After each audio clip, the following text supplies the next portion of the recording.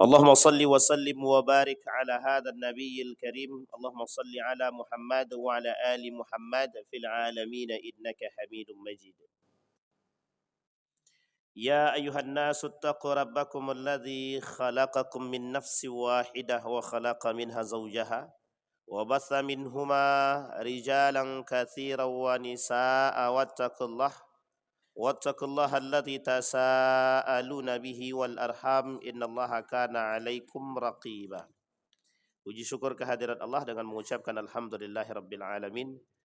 Bersalawat kepada Nabi dengan mengucapkan Allahumma salli ala Muhammad wa ala ali Muhammad fil alamin innaka Hamidum Majid. Bapak Ibu sekalian yang berbahagia, mudah-mudahan di subuh hari ini Allah melimpahkan rahmat dan karunia-Nya kepada kita semua. Insyaallah berkah, sehat semua, husnul khatimah. Orang tua kita yang telah mendahului Allah tempatkan di tempat terbaik di sisi-Nya. Allah terima amal ibadahnya. Allah kumpulkan bersama orang-orang yang saleh kelak. Amin ya rabbal alamin. Dan untuk orang tua kita yang masih hidup, insyaallah husnul khatimah. Amin ya rabbal alamin. Baik Bapak Ibu sekalian yang berbahagia, kita berdoa untuk guru-guru kita. Mudah-mudahan para tuan guru, baik yang hadir, yang bisa hadir dan yang tidak hadir, ataupun mereka yang sakit ataupun yang berhalangan. Yang pertama, Allah lapangkan rezeki mereka, Allah sehatkan, Allah kuatkan, kemudian Allah mudahkan segala urusan mereka, dan insyaallah Allah anugerahkan mereka anak-anak yang saleh dan salihah. Untuk pemimpin kita, Allah berikan kita pemimpin-pemimpin yang amanah, yang baik. Allahumma aslih ra'iyatana, ya Allah perbaikilah akhlak-akhlak pemimpin-pemimpin kami insyaallah. Baik Bapak Ibu sekalian yang berbahagia, di subuh hari ini saya ingin menyampaikan untuk kita semua, mudah-mudahan bisa kita ambil pelajaran dari satu hadis baginda Nabi Muhammad sallallahu alaihi wasallam. An Auf bin Malik qala, judulnya Dukhulul Fitan fi buyutil Arabi. Dukhulul fitan fi buyutil Arabi. Masuknya fitnah-fitnah ke dalam rumahnya orang-orang Arab. An Auf bin Malik qala, ataitu Nabi sallallahu alaihi wasallam fi ghazwati Tabuk wa huwa fi qubbatin min adab. Faqala u'dud sittan baina yaday as-sa'ah.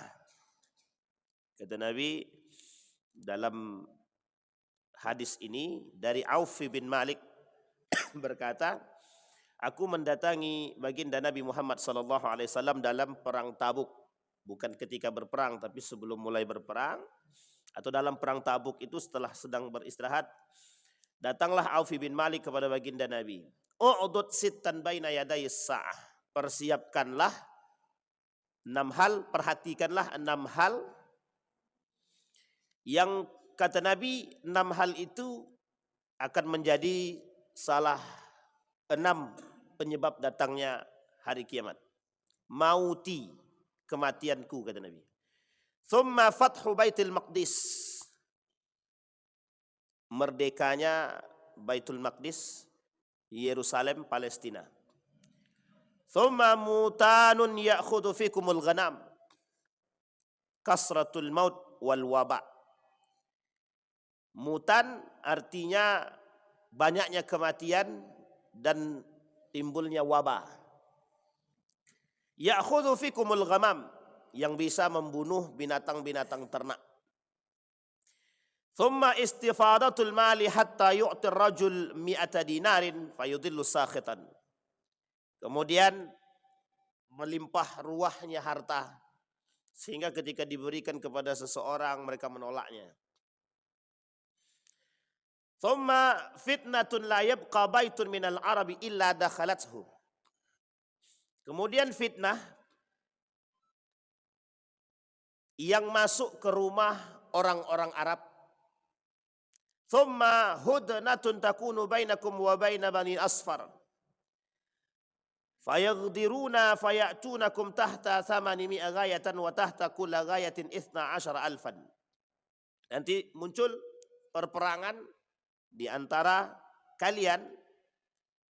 Kemudian satu di antara setiap kabilah-kabilah itu memiliki banyak kelompok. Dalam satu kelompok itu mereka memiliki setidaknya ada 10.000 hal atau 10.000 prajurit.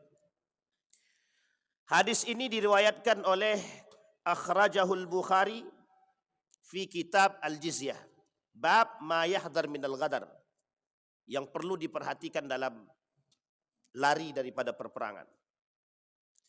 Gharibul hadis, makna yang aneh dalam hadis tersebut adalah mutanun. Mutanun itu artinya kata para ulama kasratul maut, banyaknya mati, terbunuh. Kata Nabi dalam hadis yang lain al-haraj, kasratul haraj. Al-haraj itu al-qatlu.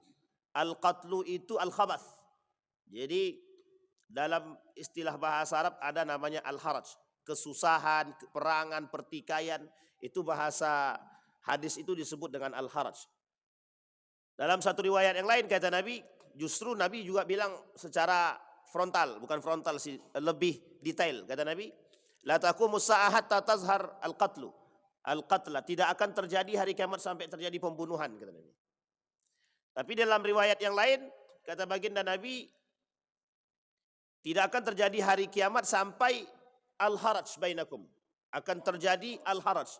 Ulama menterjemahkan atau mentafsirkan makna al-haraj itu al-qatlu, pembunuhan, kemudian pertikaian, perpecahan, permusuhan, semua persoalan. Itu masuk dalam kalimat kesusahan-kesusahan itu dalam al-haraj. Ghayatun ay rayatun, bendera yang nanti menjadi pegangan umat muslim dalam perperangan. Baik, fawaidul hadis.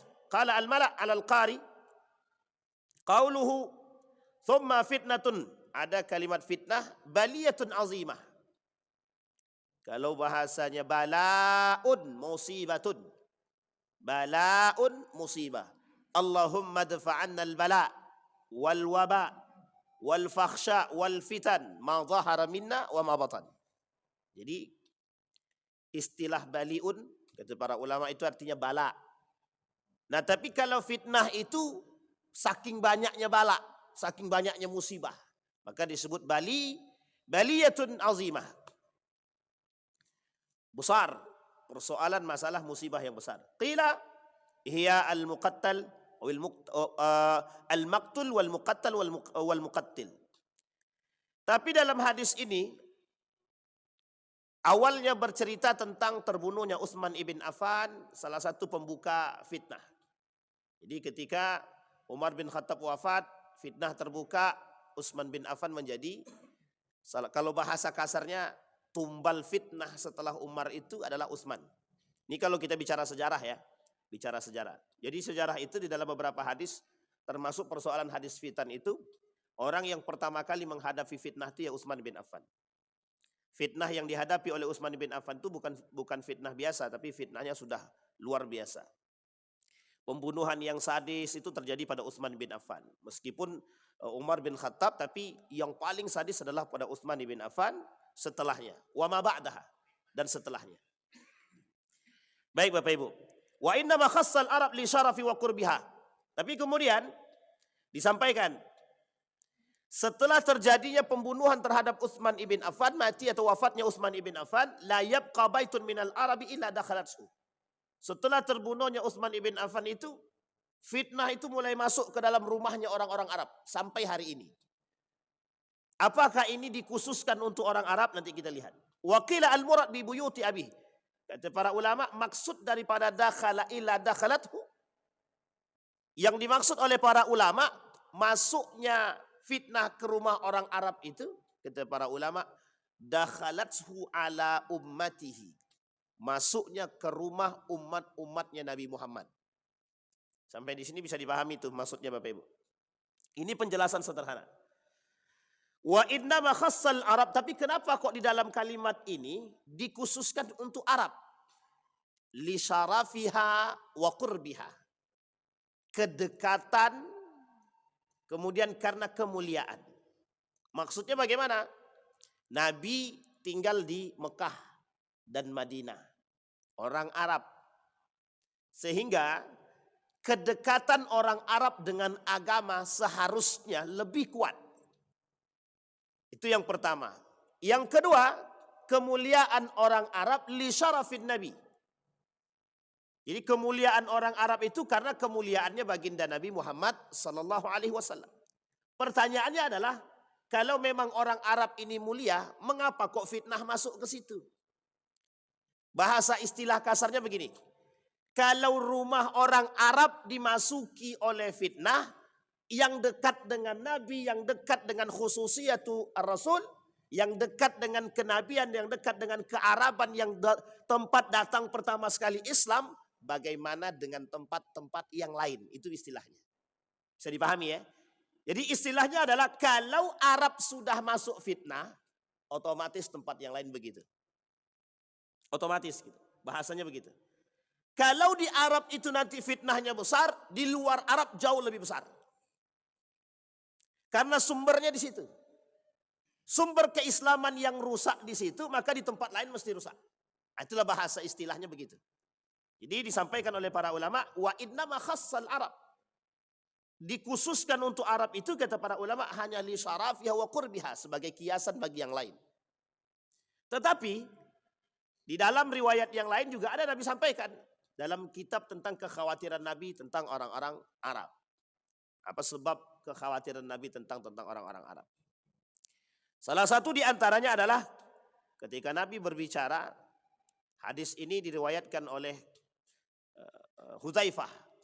Ketika Hudzaifah dengan Nabi duduk bersama, kemudian Nabi berkata kepada Hudzaifah, ketika Zainab, ketika Nabi masuk ke rumah Zainab, kemudian Nabi menyampaikan, kata Nabi kepada Zainab, la ilaha illallah. Jadi Nabi masuk rumah Zainab. Zainab ini Zainab binti Jahshin. Zainab binti Jahshin ini adalah istri baginda Nabi, yang termasuk salah satu di antara sekian banyak istri Nabi yang rajin, yang baik, yang suka menasehati, memberikan nasihat, begitu juga yang suka ikut berperang, yang suka menyiapkan peralatan-peralatan perang, yang suka membantu. Namanya Zainab binti Jahshin. Ketika Nabi masuk ke rumah Zainab, la ilaha illallah, kata Nabi. Tapi Nabi masuk ke rumah Zainab itu fazi'an. Fazi'an itu pucat, khawatir, ada rasa ketakutan. Masuk Nabi ke rumah dan berkata la ilaha illallah. Tapi kalimat itu tidak sampai di situ. Kalimat itu kemudian diteruskan oleh Nabi. Wailun lil Arabi.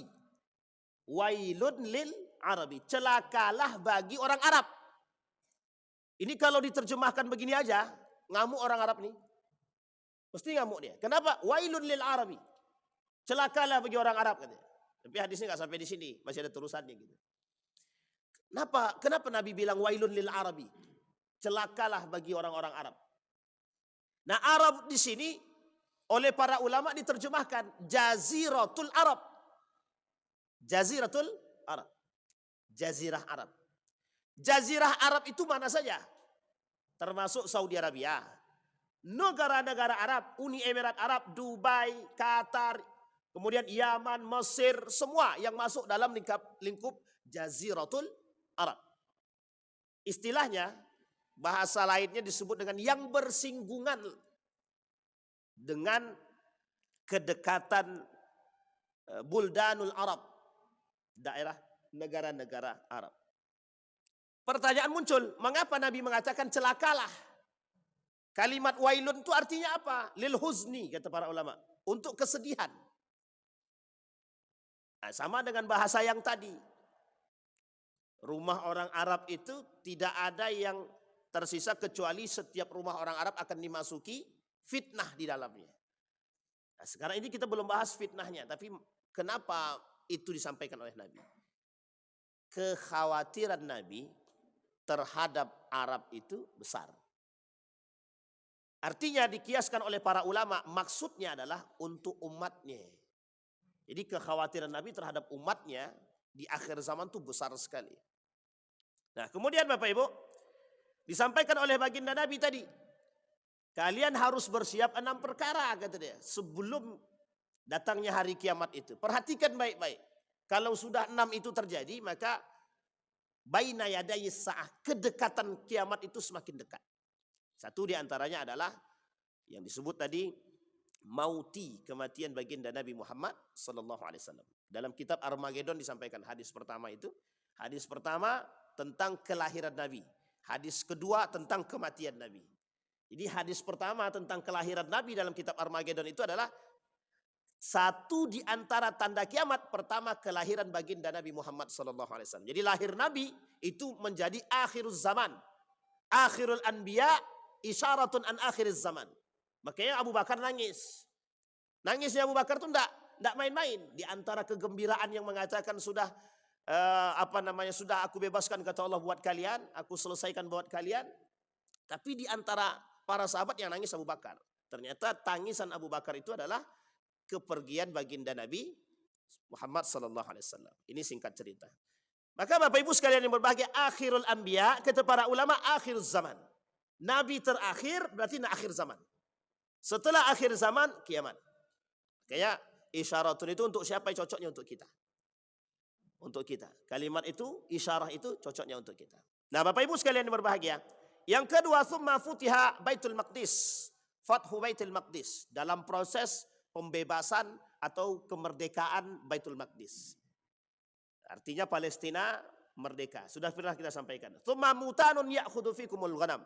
Datang penyakit-penyakit yang bisa membunuh umat manusia. Ulama berbeda pendapat. Ada dua hal di sini. Yang pertama tafsir qarib, yang kedua tafsir ba'id. Kalau tafsir qaribnya adalah mutanun diartikan kasratul maut. Yang pertama kita artikan dulu kasratul maut. Kalau diartikan kasratul maut, banyak terjadinya kematian. Kalau kalimatnya pembunuhan, berarti terjadinya pembunuhan antara satu dengan yang lain. Tapi kalau disebutkan banyaknya kematian, banyak sebab yang bisa memunculkan kematian, yang menyebabkan kematian. Satu di antara sebab yang menyebabkan kematian adalah bencana. Bencana, pembunuhan, kelaparan, dan lain sebagainya masuk dalam kategori kematian. Jadi membahasakannya begitu. Kalau dibahasakan pembunuhan, ya banyak kasus. Begal, maling, perampok, dan lain sebagainya. Koruptor masuk ya? Masuk lah, anggaplah masuk. Tapi mati pelan-pelan gitu. Jadi koruptor itu membunuh pelan-pelan gitu. Jadi diambil sekarang, orang akhirnya nggak bisa makan, akhirnya ujung-ujungnya mati kan. Itu bahasanya lebih tapi ya mungkin agak jauh lah sedikit. Bisa dipahami Bapak Ibu ya? Mutan. Kalau diartikan kematian. Tapi adakah kematian disebabkan yang lain? Ada, disebabkan oleh wabah. Contoh COVID. Meskipun kebenarannya bagaimana kita lepaskan masalah itu.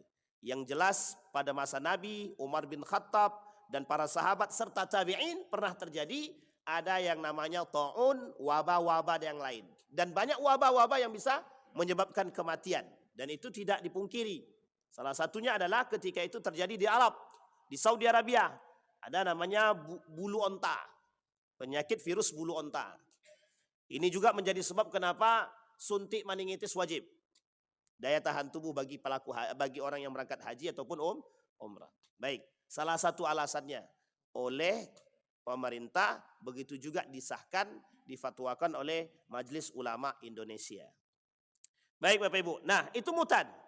Ya'khudhu fikumul ghanam, yang nanti bisa membuat binatang-binatang ternak kalian bisa mati gitu deh.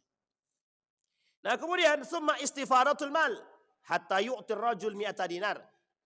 Tersebar luasnya fulus, duit. Artinya bahasa lainnya kata Imam Al-Ghazali itu kekayaan itu tersebar luas. Orang kaya banyak tapi orang-orang miskin tidak butuh lagi duit. Itu nanti ada pada masanya kata Nabi. Ada pada masanya orang-orang mengalami keadilan. Masa keadilan itu nanti ada dua.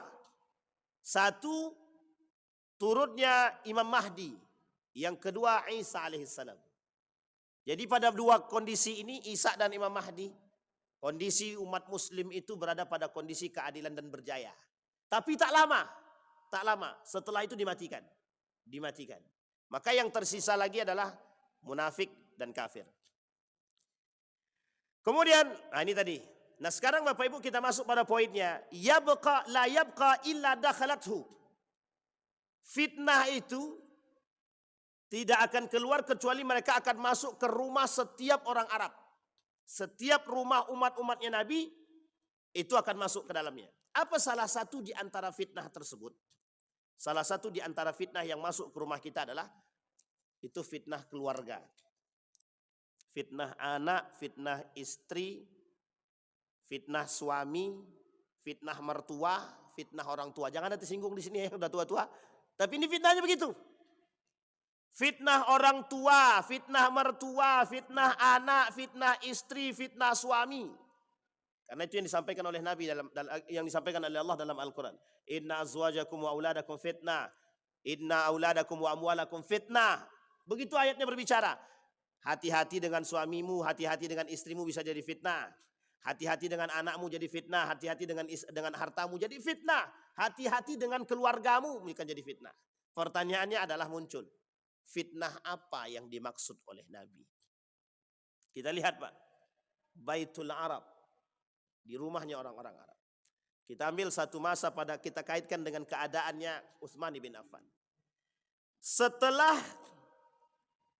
baginda Nabi meninggal, naik Abu Bakar.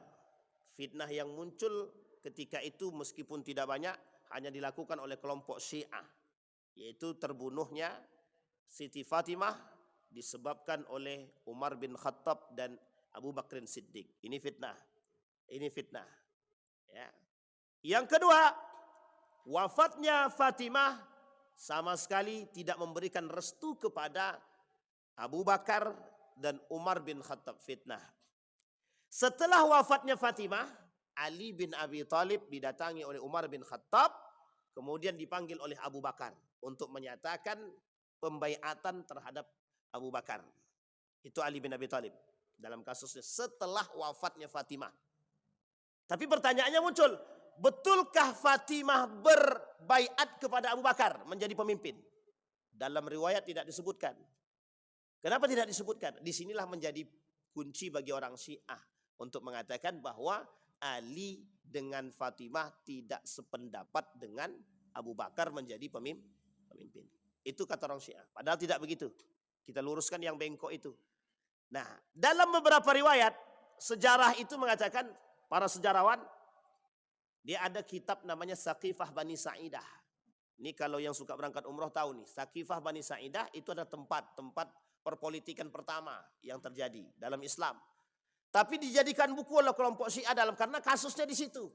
Kasusnya adalah perebutan tahta oleh Abu Bakar terhadap keluarga baginda Nabi yang seharusnya menurut mereka layak naik jadi pemimpin itu adalah Ali. Tapi kenapa diambil? Nah, itulah makanya dibuat judul bukunya Saqifah Bani Sa'idah.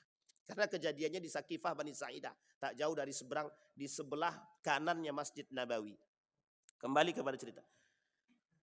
Itu pada masa Abu Bakar. Maka tak lama kemudian Abu Bakar wafat, kemudian digantikan oleh Umar bin Al-Khattab. Kesepakatan dua kabilah. Kesepakatan dua kelompok besar Muhajirin dan Ansar yang terdiri di dalamnya juga masih ada Aus dan Khazraj sebagian.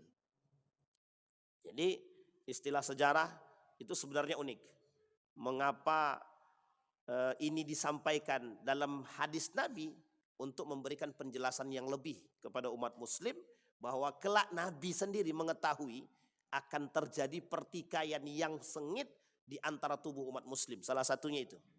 Baik, kemudian Umar bin Khattab. Ketika Umar bin Khattab, Huzaifah pernah berdiskusi dengan baginda Nabi.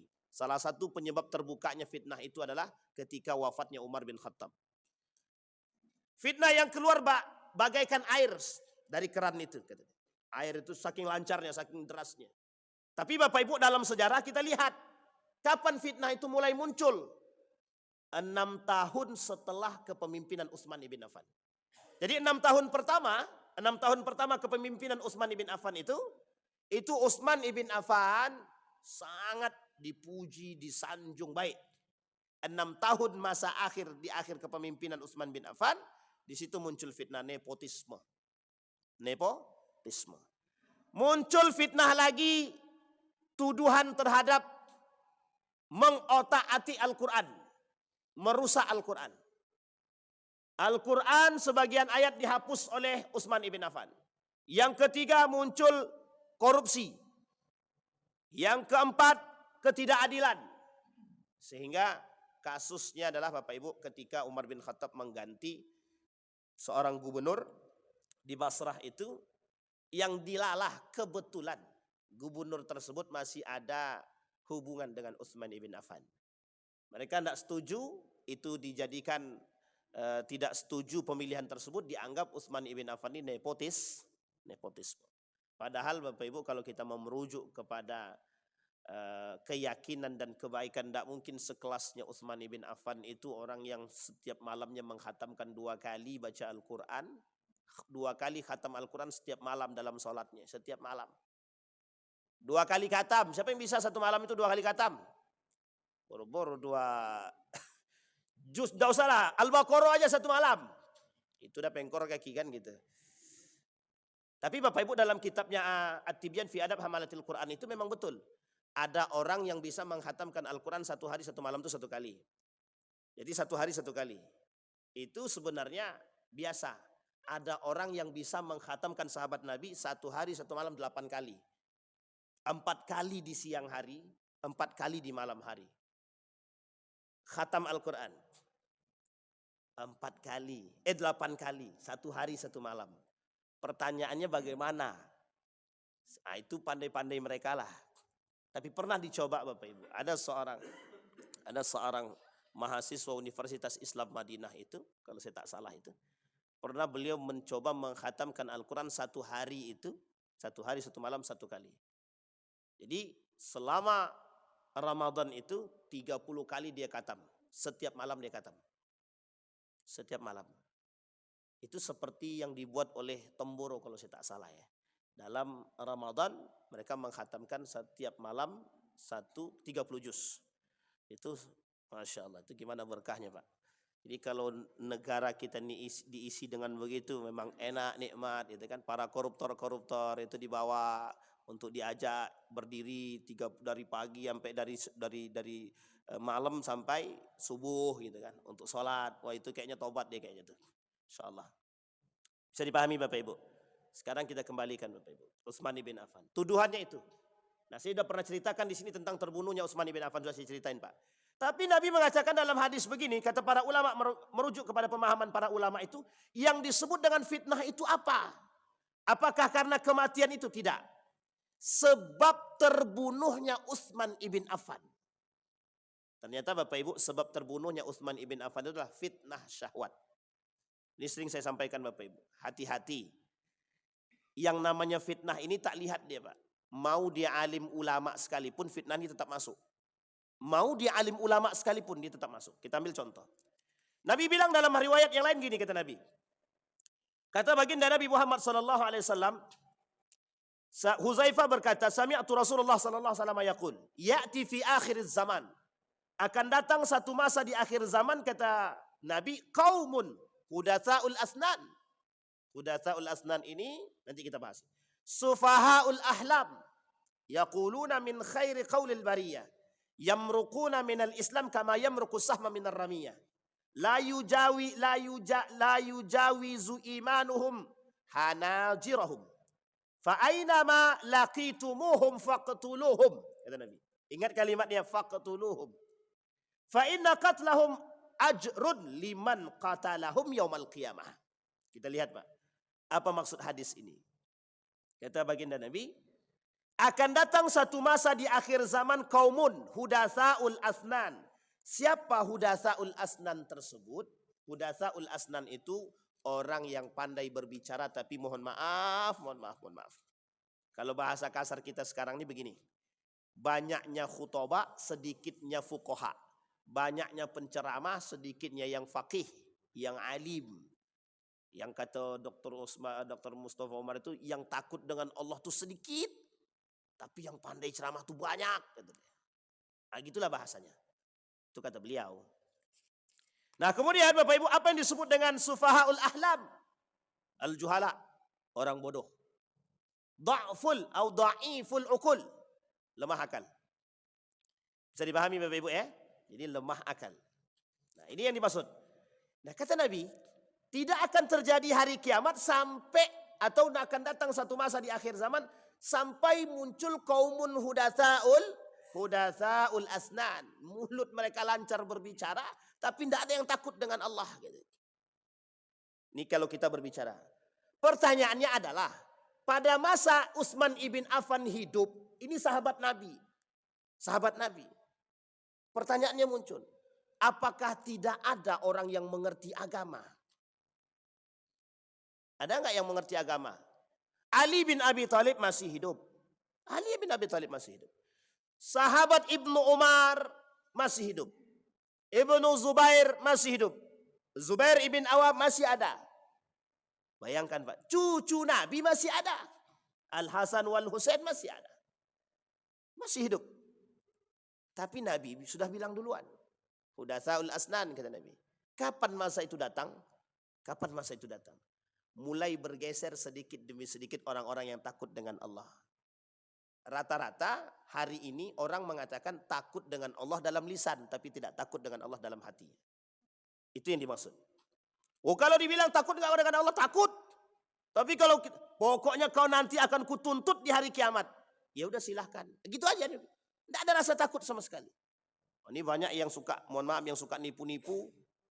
Kalau kita gitu kan, kalau orang dulu digitukan, besok di akhirat aku tantang, aku tunggu, aku jadi saksi. Orang takut Pak, sekarang enggak, biasa aja deh. Mau tuntut-tuntutlah kata dia. Jadi biar banyak yang masuk kata dia. Bisa dipahami Bapak Ibu ya? Nah, apa maksudnya? Yaqul min qaulil bariyah. Mereka akan berkata perkataan-perkataan. Di dalam riwayat yang lain disampaikan, mereka mengatakan sesuatu yang tak pantas untuk diucapkan, yang memang tak layak bagi mereka untuk mengucapkan. Artinya bukan mereka yang berhak untuk mengucapkan. Baik. Kemudian kata Nabi, yamruquna minal Islam, mereka keluar daripada Islam. Kama yamruquna sahma minar ramiyah. Seperti keluarnya anak panah daripada busurnya. Kemudian kata Nabi, la yujawizu imanuhum hanajirahum.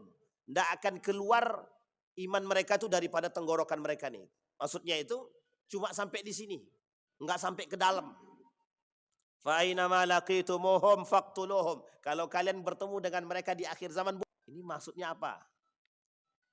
Kemudian fa inna qatlahum ajrun liman qatalahum yaumil qiyamah. Bagi mereka di hari kiamat kata Allah, yang orang-orang seperti itu mereka mendapatkan pahala. Dilakukan oleh Ali bin Abi Thalib pada masanya. Khawarij. Bisa dipahami Bapak Ibu? Murji'ah. Baik. Sekarang kita lihat Pak. Yang disebut dengan fitnah kata Nabi tadi. Berarti apa fitnahnya yang masuk ke rumah orang-orang? Fitnah yang pertama adalah ilmu mereka menjadi fitnah bagi mereka.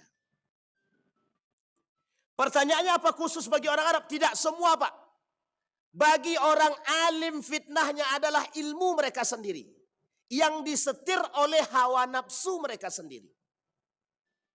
Orang alim menjadi fitnah di akhir zaman terberat kata Nabi. Lebih berat daripada datangnya Dajjal itu sendiri. Nanti Dajjal datang. Tapi kata Nabi yang lebih berat daripada, yang paling aku khawatirkan daripada Dajjal bukan persoalan Dajjal. Ulama su. Ulama. Ini kenapa Ustaz tiba-tiba bilang begitu di pagi ini? Karena memang begitu. Ini penting Pak. Karena ini orang sedikit membicarakan ini, biar kita bicarakan. Karena biar kita nih paham betul. Kita buka baik-baik. Pelan-pelan kita buka. Karena yang banyak menggiring orang untuk dalam kesesatan tuh ini. Du'atun ila abwabi jahannam kata Hudzaifah bin Yaman. Du'atun ila abwabi jahannam. Du'at ila abwabi jahannam. Sampai disampaikan demikian. Kemudian disampaikan oleh baginda Nabi Muhammad sallallahu alaihi wasallam, du'atun ila abwabi jahannam. Ada duat yang mengajak manusia ke dalam neraka jahannam. Kita lihat karakternya Bapak Ibu. Kemudian disampaikan oleh Nabi, apa karakter du'atun ila abwabi jahannam yang menjadi fitnah bagi orang alim yang berada di rumah mereka? Yang pertama kata para ulama merujuk kepada hadis Nabi tadi, anna qulubahum qulubas syayatin. Hati mereka itu adalah hatinya syaitan. Fi jasmani insin. Dalam diri dia ada namanya qulubis syayatin. Tahu Bapak Ibu qulubis syayatin itu apa? Hati-hatinya syaitan. Kalau Dr. Adyan Husaini membuat tulisan begini. Wahai orang-orang yang mengerti, jangan kalian jadikan manusia-manusia ini berperilaku seperti iblis. Tahu maksudnya? Iblis percaya Tuhan tapi menentang syariat Islam. Ini maksudnya begini. Kata beliau, wahai para siapapun di antara kalian, jangan ajak manusia untuk memiliki karakter iblis. Apa karakter iblis itu? Percaya kepada Allah, tapi menentang syariat Islam. Banyak enggak yang begini tuh? Nah, itu fitnah yang disebut. Maka kata Nabi, fitnah yang masuk ke dalam keluarga kita itu adalah percaya kepada Allah tapi menentang ajaran Islam. Kita ambil contoh. Apa salah satu model, salah satu perbuatan yang menentang ajaran Islam? Adalah melanggar syariatnya. Contohnya adalah tidak puasa. Misal, ada umat muslim tidak puasa berarti dia melanggar syariat Islam. Umat muslim tidak puasa dengan sengaja ya, dengan sengaja. Tidak bayar zakat, melakukan riba, korupsi, semua mak. Itu artinya adalah mereka sedang melanggar. Tapi ada yang lebih berbahaya daripada hal tersebut. Persoalan akidah. Yang dimaksud oleh Nabi dalam fitnah yang terberat itu bukan persoalan hanya fitnah ekonomi, tapi ada yang disebut dengan fitnah akidah yang menjadi persoalan yang paling berat di akhir zaman. Keluarlah kalimat itu dalam kitab Daqaiqul Akhbar, ummati, ummati, ummati. Itu dia Bapak Ibu. Bisa dipahami Bapak Ibu. Sekarang kita lihat kasus yang sama. Di kondisi yang sama.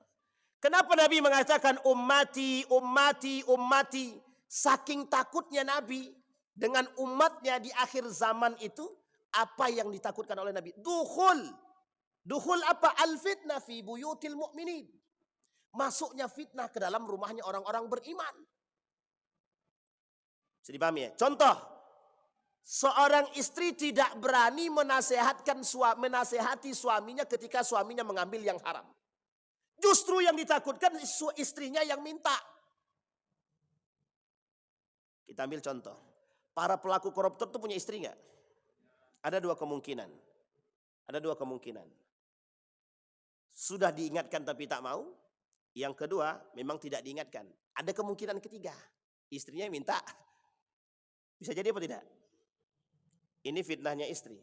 Fitnahnya istri adalah salah satu di antara sekian banyak fitnah bagi seorang wanita itu. Pokoknya fitnah perempuan ini berat Pak. Nabi juga bilang dalam hadisnya fitnah yang terberat itu adalah perempuan. Kata Nabi dalam riwayat yang lain. Tapi ibu jangan tersinggung ya. Karena memang fitnah termasuk fitnah yang berat itu adalah perempuan. Yang paling mudah menghasut sang suami untuk tidak beribadah, tidak melakukan itu adalah perempuan. Makanya Bapak Ibu kalau ada perempuan, kalau ibu-ibu tidak bisa menjadi soleha, maka itu berat bagi suaminya. Karena tantangannya adalah, apalagi di akhir zaman itu banyak laki-laki yang takut dengan bininya. Banyak laki-laki yang takut dengan istrinya. Ini bukan isu, tapi sudah fakta dan realita. Sudah fakta dan realita, Pak. Sudah fakta dan realita. Ketakutan suami terhadap istri.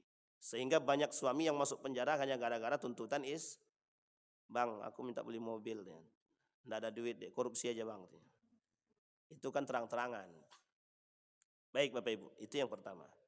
Maka kata Nabi, ketakutan Nabi terhadap umat itu disebutkan dengan ummati. Ternyata Bapak Ibu, kekhawatiran Nabi itu serius. Sangat serius sekali. Ketika kita berbicara, apa kata Nabi? Kata Nabi dalam hadis yang Zainab tadi yang saya sampaikan, kata para ulama.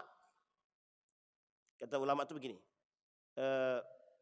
Yang menjadi ketakutan Nabi, fitnah itu yang masuk ke dalam rumah tadi adalah persoalan-persoalan yang sifatnya akidah. Yang selamat kata Nabi, man istamsaka bil kitab was sunnah. Kata para ulama itu, yang selamat daripada fitnah itu hanya yang berpegang teguh dengan fitnah, dengan kitab dan sunnah. Dan yang ketiga dikatakan Nabi, orang yang paling berat itu adalah orang yang paling baik ketika itu al-mu'min al-hasif man yakhaful fitan. Pertanyaannya adalah fitnah-fitnah seperti ini kita nggak takut Pak. Benar Pak kata para sahabat itu. Orang di akhir zaman tidak takut dengan fitnah. Nggak takut Pak. Jadi bagi mereka begini, ada kitab itu judulnya Ternyata Surga dan Neraka Tidak Ada. Ini salah satu provokasi terhadap nilai provokasi terhadap umat muslim untuk tidak terlalu memikirkan surga dan neraka. Jadi mereka sampai bilang begini bahwa surga dan neraka itu tidak ada. Artinya begini maksudnya. Jangan jadikan surga dan neraka itu sebagai modal untuk Anda taat ataupun Anda rajin ibadah. Jadi kalau Anda mau melakukan sesuatu tidak usah takut, lakukan aja. Nah, itu bahasanya. Bisa dipahami ya Bapak Ibu ya. Jadi sama seperti ketika para kaum liberal itu tidak takut ketika mereka mengatakan Al-Quran itu makhluk, Al-Quran itu ciptaan dan lain sebagainya. Mereka nggak takut. Nah, inilah alasannya Bapak Ibu. Baik, sekarang Bapak Ibu kita lihat fitnah yang lain yang masuk ke dalam rumah selain daripada fitnah perempuan, fitnah suami Pak. Ada suami yang justru mohon maaf bukan mengajak istrinya menjadi orang yang solehah, tapi justru kufar. Kufar di sini kufur kepada Allah. Dan uniknya lagi anak-anak yang diajak. Kita ambil lagi contoh fitnahnya Bapak Ibu. Fitnah pendidikan. Dr. Adyan Husaini termasuk yang fokus pada perang pemikiran yang ada kaitannya dengan persoalan pendidikan. Yang kelak di akhir zaman menjadi fitnah. Kata Ismail Raji Al-Faruqi, yang terbaik pendidikan pertama yang harus ada di dalam rumah adalah pendidikan tauhid. Pendidikan tauhid. Selain daripada itu nanti belakangan dulu. Sekarang pertanyaannya bagaimana kita menanamkan pendidikan tauhid dalam rumah kita? Pendidikan tauhid dalam rumah harus didirikan oleh siapa? Orang tua, bukan guru dan lain sebagainya. Yang pertama. Yang kedua, di antara keluarga ini yang punya peran besar memberikan pendidikan tauhid kepada keluarganya siapa? Ayah. Ini fitnah suami Pak. Makanya hati-hati. Inna azwajakum. Azwaj di sini bukan hanya laki-laki. Bukan hanya perempuan, dua-duanya. Dua-duanya. Jadi kalau hari ini kita melihat kok betapa hancurnya. Ada orang tua bilang begini, Ustadz, waktu kecil anakku ini betul-betul rajin ke masjid, sholat dia. Tapi aku tidak tahu kenapa setelah besar dia keluar daripada Islam. Bisa dipahami Bapak Ibu kalimat ini. Ini dukhul fi buyutil mu'minin. Masuk ke rumah fitnah seperti ini, masuk dalam rumah kita Pak. Ada anak yang dididik dengan sebaik mungkin, mohon maaf tiba-tiba dia keluar jadi. Kalau orang tua tidak punya ketakutan terhadap tumbuh kembangnya anak, ini masalah. Tapi Bapak Ibu, ketika anak dibekali tauhid yang baik, akidah yang benar, maka setidaknya dia mengerti jalan pulang. Dia mengerti jalan, istilahnya, kalau anak ayam tersesat tahu tidak jalan pulang itu? Kalau dia tahu berarti lebih cerdas dia daripada manusia. Bisa dipahami Pak ya? Ini kondisi Pak. Jadi kalau kita berbicara tentang fitnah, begitu dia. Justru hari ini banyak orang yang tersesat tapi tidak tahu jalan pulang. Rata-rata mereka berakal. Rata-rata mereka berakal. Makanya disebutkan oleh Nabi. Ketika Nabi di rumah Zainab itu, disampaikan Pak, kata Zainab, bukankah ketika itu bersama kami orang-orang yang punya akal? Dijawab sama Nabi Pak, kata Nabi tuntaza, akalnya hilang kata dia. Itu yang ngomong Nabi, cuma Nabi itu tidak pakai bahasa Indonesia. Kalau sempat Nabi pakai bahasa Indonesia, akalnya hilang. Bahasa tidak punya otak. Hilang akal. Artinya apa yang disebut dengan hilang akal di situ? Hilangnya kebenaran, hilangnya keadilan, hilangnya akal sehat di dalam tubuh umat manusia. Kita kembalikan Pak, rumah tangga. Yang pertama, pendidikan tauhid. Pertanyaan kita adalah kembali kepada diri kita masing-masing. Seberapa besar pendidikan tauhid yang kita berikan kepada anak? Kita ambil contoh. Kita ambil contoh adalah di rumah anak-anak itu sebelum makan kita suruh doa. Betul ya Bapak Ibu ya?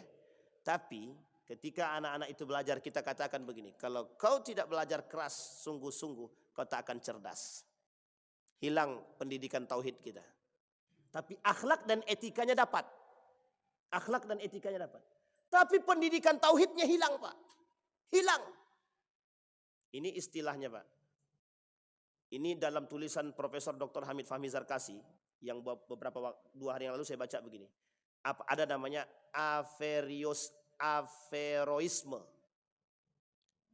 Averroisme itu begini ceritanya. Ada umat manusia yang sangat menjunjung tinggi Ibnu Rusdi. Averroes itu Ibnu Rusdi. Menjunjung tinggi Ibnu Rusdi. Sehingga terjadi perbandingan antara Timur Tengah dengan Barat. Orang Barat bisa berkembang karena mereka mengikuti pemikiran Ibnu Rusdi. Orang Timur bisa runtuh itu karena mengikuti pemikiran Imam Ghazali. Sehingga terjadi pertikaian Timur dan Barat Pak. Ini sebenarnya diskriminasi gaya berpikir. Meskipun realitanya begitu. Meskipun realitanya begitu. Tapi pertanyaannya adalah perkembangannya dari sisi apa? Bisa dipahami Bapak Ibu ya? Perkembangannya dari sisi apa? Inilah yang dibahasakan oleh beliau Averroisme. Jadi Bapak Ibu, ketika orang-orang yang perlu dipahami lagi, ketika Ibnu Rusdi menjadi pegangan pemikiran orang Barat yang kemudian nilai agama diselewengkan, itu penyebab rusaknya Eropa itu. Sehingga mohon maaf Pak, dalam rumah mereka itu, kalau Anda tidak belajar, Anda bodoh, itu saja. Bisa dipahami Pak? Harusnya dalam rumah kita bukan begitu. Kalau bisa dalam rumah kita mengkomparasi dua-dua ini Pak. Bukan mengkomparasi ya. Mengkombinasikan dua-duanya. Baik itu Imam Ghazalinya, begitu juga Ibnu Rusdinya. Artinya Bapak Ibu, menanamkan akidah dalam rumah tangga kita tidak harus menghilangkan atau tidak harus membatasi bagi mereka belajar fisika, kimia, kedokteran. Tapi yang menjadi poin utama itu, kata Dr. Adian Husaini, yang pertama, kata Samsudin Arif itu, yang pertama yang harus dididik bagi mereka adalah pendidikan tauhid. Ini saya sampaikan biar tidak menjadi fitnah bagi kita. Yang punya anak-anak kecil masih bayi, masih ada kesempatan untuk memberikan pendidikan. Kalau anaknya sudah tua, sudah menikah, masih ada sampai dia mati. Jadi orang tua, Bapak Ibu, kalau ada istilah begini, orang tua itu lepas tanggung jawab kalau anak sudah nikah. Jangan Pak, jangan salah paham. Yang dimaksud lepas setelah nikah itu apa? Ini bahasa cukup merusak. Bagi saya cukup merusak. Kenapa? Orang tua sampai anak itu mati tak boleh melepaskan anaknya. Tak boleh. Sekalipun dia sudah menikah. Tidak ada lepas tangan orang tua terhadap anak sekalipun dia sudah menikah. Tanggung jawab agama bagi anak dari dia lahir sampai dia mati. Kecuali orang tuanya mati duluan. Sebelum dia mati harus bekalin dulu anaknya Pak. Benar Pak. Mohon maaf Bapak Ibu. Fitnah yang masuk dalam istilah khianat bagi orang tua ini Pak. Fitnahnya orang tua yang paling besar adalah ketika anaknya keluar daripada akidah yang benar. Dan mohon maaf fitnah ini menjadi fitnah bagi orang tua. Yang kelak ketika mereka ternyata tidak diberikan pendidikan tauhid. Anda semua, kita semua dianggap sebagai pengkhianat oleh Allah. Pengkhianat. Bisa dipahami Pak. Sekarang pertanyaannya, kita melihat kasus Pak. Kita lihat kondisi. Bobroknya akhlak dalam dunia pendidikan hari ini. Rusaknya keilmuan. Anak-anak hari ini persoalannya, ini bukan persoalan sederhana Pak. Mohon maaf kalau Bapak Ibu memandang urusan hari ini anak-anak, oh Anda tak bisa matematika terserahlah, Anda nggak bisa sholat ya udah terserahlah. Dalam dunia pendidikan, sekolah dan lain sebagainya. Saya mengambil saya ambil perbandingan begini. Tapi saya tak sebutkan nama sekolahnya. Ada satu sekolah bertaraf internasional. Tarafnya internasional. Bukan sekolah muslim. Yang kedua, ada sekolah Islam. Tapi tidak asrama. Tidak asrama. Tarafnya juga internasional. Bapak Ibu, kita lihat ya. Dalam dua pendidikan ini, dalam dua sekolah lembaga ini, yang paling menonjol, mohon maaf, yang paling menonjol, itu yang non-Islam. Sekolah kafir. Mahal, taraf internasional, tapi berkualitas secara akademik. Yang kedua, mahal taraf internasional. Jauh Pak perbedaannya dari sisi sainsnya. Pertanyaannya lah dari sisi agamanya bagaimana? Sama Pak. Bisa dipahami? Kalau sekolah Islam yang non asrama, Anda tidak bisa memberikan pendidikan agama yang lebih baik, kita nilainya di mana? Secara sains kita kalah, secara agama kita jauh kalah. Artinya mohon maaf Pak, kasarnya lebih baik tidak ada kan? Kalau kita tidak bisa lebih unggul secara sains dari orang lain, kita lebih unggul agama daripada yang lain. Artinya jalan keselamatan lebih jelas. Ini bahasa kasarnya begitu. Bahasa kasarnya. Ini bukan dikotomi ya. Bukan dikotomi. Tapi kenyataannya begitu, faktanya begitu. Akhirnya apa yang dijunjung tinggi itu? Itulah yang dijunjung tinggi hari ini oleh Amerika, oleh Eropa. Bahwa anak-anak kita harus bisa secerdas yang pernah sampai ke bulan. Siapa dia itu? Siapa yang pernah sampai ke bulan? Bisa dipahami Bapak Ibu ya. Ini poin penting Pak bagi kita sekarang. Jadi kalau orang tua mengatakan aku mau lepas tangan, pokoknya setelah kau menikah terserah. Mohon maaf Pak, bobroknya di situ. Sudah hari ini kita kesulitan memberikan pendidikan kepada mereka. Beberapa waktu yang lalu, ini saya menyaksikan sendiri Pak. Menyaksikan sendiri. Seorang anak mencauti ibunya di depan umum. Sekarang kita mau salahkan anaknya nggak bisa. Bapak Ibu tahu caut kan? Kalau bahasa Jawa mempisui orang tuanya di depan umum Pak. Kita yang melihat itu bagaimana rasanya? Mirisnya bukan main. Tapi kita sampaikan Pak, kita sampaikan. Ada anak memukul orang tua sampai biru Pak, orang tuanya dipukul. Di depan umum. Uniknya. Nah, ini basis pendidikan ya. Uniknya, masyarakat diam. Cuma nontonin aja. Nontonin. Itu gimana coba itu? Masalahnya di mana? Nah masalahnya di mana? Kita akan berbasis pada masalah sekarang. Jadi mohon maaf. Jangan terlalu tinggi mengangkat ilmu, jangan terlalu tinggi mengangkat akademik hari ini. Jangan Anda terlalu tinggi menuntut akademik, sementara akhlaknya bobrok. Sementara akhlaknya hancur. Sekarang harusnya bagaimana? Ustaz, tapi kalau kita fokus pada akhlak, nanti akademik kita rendah. Siapa bilang? Yang mengatakan itu siapa? Yang mengatakan itu adalah orang Eropa. Orientalis dari Inggris yang mengatakan. Yang disampaikan oleh Samsudin Arif. Apa kata Samsudin Arif? Yang membuat itu pertama kali adalah mereka. Jadi sengaja untuk menjauhkan kita dari hal tersebut. Sengaja. Jadi Bapak Ibu, itu yang disebut dengan fitnah dalam rumah. Yang ternyata hari ini menjadi ketakutan Nabi terbukti. Pertanyaannya, yang merusak Turki Utsmani siapa? Secara Turki Utsmani runtuh itu ada dua faktor. Internal dan eksternal. Yang paling besar pengaruh pertama adalah internal. Sekarang pertanyaannya apa pengaruh internal pertama? Yang menjadi fitnah bagi Turki Utsmani ketika itu. Sekolahnya anak-anak ini ke dunia sekuler pada masanya. Dan mereka benci untuk sekolah ke Timur Tengah. Bapak Ibu boleh baca sejarah dalam runtuhnya Turki Utsmani sebab internalnya. Termasuk anak-anak kerajaan ketika itu. Kita ambil contoh. Sekarang anak-anak raja-raja Arab itu sekolahnya di mana? Jadi saya hanya ingin mengajak Bapak Ibu untuk kembali melihat. Saya tidak salahkan, kita tidak menyalahkan sekolah dimanapun silahkan. Yang penting lu punya akidah yang kuat. Itu aja bahasa kita Pak. Kalau kita punya akidah yang kuat, mohon maaf ya, yang kuat aja bisa mereng. Apalagi yang gak kuat gitu maksud saya. Yang kuat akidahnya aja bisa ikut menyimpang.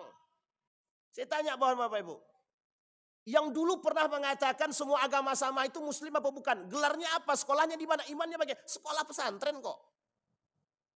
Yang mengatakan musuh agama itu sekolahnya di mana dulunya? Pesantren. Yang kuat imannya, kuat akidah, tapi kok bisa menyeleweng? Itu yang kita maksud. Jadi mohon maaf Pak. Memang sulit mensinergikan antara akhlak dengan akademik itu hari ini sulit. Hari ini. Maka di sini kita membutuhkan basis pendidikan yang baik gitu. Kenapa? Mohon maaf Pak, beberapa waktu yang lalu datang guru-guru curhat. Ustaz, gimana sih kurikulum ini? Ya ngapain curhat ke saya? Curhatnya ke sana, Kementerian Pendidikan. Kenapa kurikulumnya kok gak sama, gak sesuai? Kami dituntut harus seperti ini. Sementara anak-anak dia punya akhlak yang baik. Saya hasut waktu itu. Kasih pendidikan akhlak yang baik dulu. Masalah cerdas gak cerdas belakangan. Jadi ada guru bilang begini. Ustaz, ini anak kerjaannya mencontek. Bahkan anak ini berbohong tidak mau mengaku kalau dia itu buka HP ujian. Sementara yang lain ngaku, Ustaz. Cuman ketika mereka yang ngaku-ngaku ini, Ustaz, nilainya jauh. Nilainya dapatnya minimal C. Nilai akademiknya C. Tapi dia ngaku, Ustaz, jujur dia. Minta maaf dan mau mengaku kesalahan. Dan apapun yang diberikan kami siap. Kata muridnya. Yang satunya lagi, anak ini nggak mau ngaku, tapi dia nyontek. Bahkan bukan nyontek, dia yang menyediakan contekan bagi yang lain yang mencontek itu. Tapi ketika ditanya diinterogasi dia nggak mau ngaku. Justru dia bilang begini sama gurunya, Bu, tolong jangan kasih saya nilai jelek ya. Sekarang saya tanya Bapak Ibu, bagaimana sikap Bapak Ibu? Sementara kita tahu dia yang melakukan itu. Apa yang harus Bapak Ibu lakukan? Sampai dia bilang begini, Bu, kalau nilai saya jelek, beasiswa saya putus. Sekarang saya tanya Bapak Ibu, dilema enggak tuh? Ternyata anaknya orang tuanya udah meninggal. Sekarang dilema enggak tuh? Satu anak ini enggak punya akhlak, enggak punya adab, tapi minta nilai. Tapi orang tuanya enggak ada. Kalau dikasih nilai C dia enggak dapat beasiswa, dia susah cari bantuan. Tapi satu sisi akhlaknya bobrok. Sekarang bagaimana caranya itu? Kasih nilai apa bagusnya Bapak Ibu? Enggak serius ini pertanyaan. Bagi guru-guru pasti merasakan kan? Ini poin penting Pak. Ini fitnah yang paling besar hari ini. Iya Pak Idil ya? Benar ya Pak Idil ya? Semua orang tahu Pak. Kasus begini.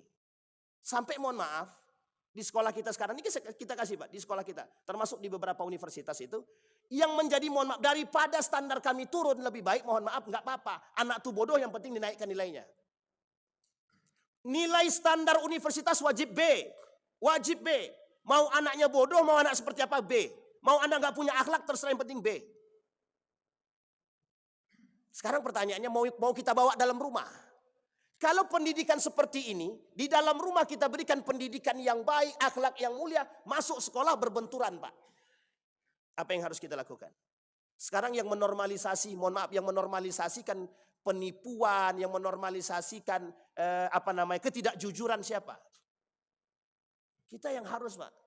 Nanti mohon maaf, bahasanya kalau dikasih C Ustaz, apalagi mahasiswa-mahasiswa yang bodoh ini, mohon maaf kata dia, yang tidak pintar ini dikasih nilai C. Akreditasi kami turun. Bisa dipahami Bapak Ibu bahasa ini? Inilah yang disebut dengan mohon maaf kapitalisme dalam universitas. Inilah yang disebut dengan liberalisme dalam pendidikan. Jangan ada itu singgung. Karena memang ini kenyataan. Begitu bahasanya sekarang. Itu baru universitas. Sekarang kita masuk ke dalam sekolah. Perhatikan dalam sekolah guru-guru. Apa tuntutan akademiknya? Anak harus pintar, nilai harus tinggi. Pernahkah mereka berpikir tentang akhlaknya, sopan santunnya, jujurnya? Anak sekarang nyuci piring kelas 6 SD nggak bisa cuci piring. Makan masih disuapkan. Tadi suapkan terserahlah itu. Itu yang saya kurang mengerti di situ. Pak, ini pendidikan.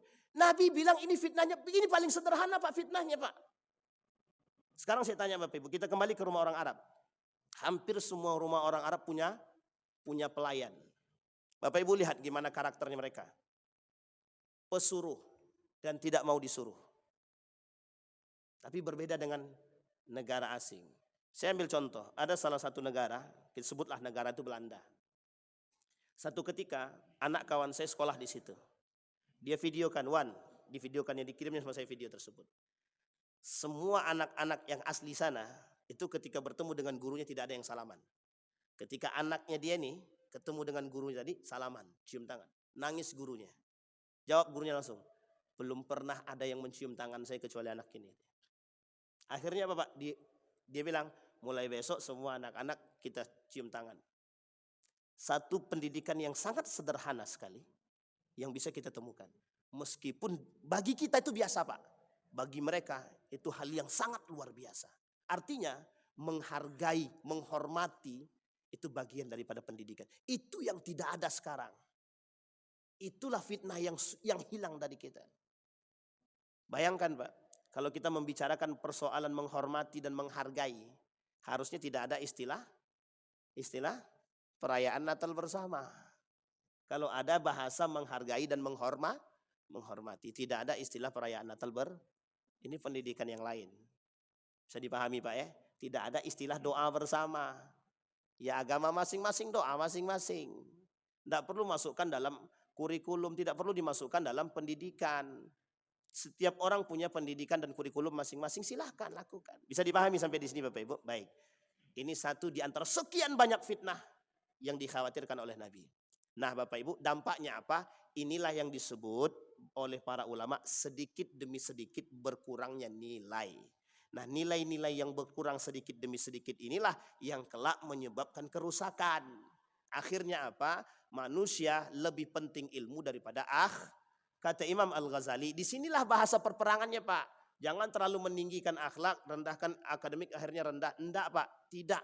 Yang paling bagus itu adalah mensinergikan antara nilai akademik dengan nilai harusnya tidak ada ketimpangan. Semakin tinggi semakin berakhlak itu sebenarnya. Semakin tinggi ilmu seseorang semakin berakhlak, semakin tinggi akhlaknya semakin tawaduk dia. Bukan semakin sombong.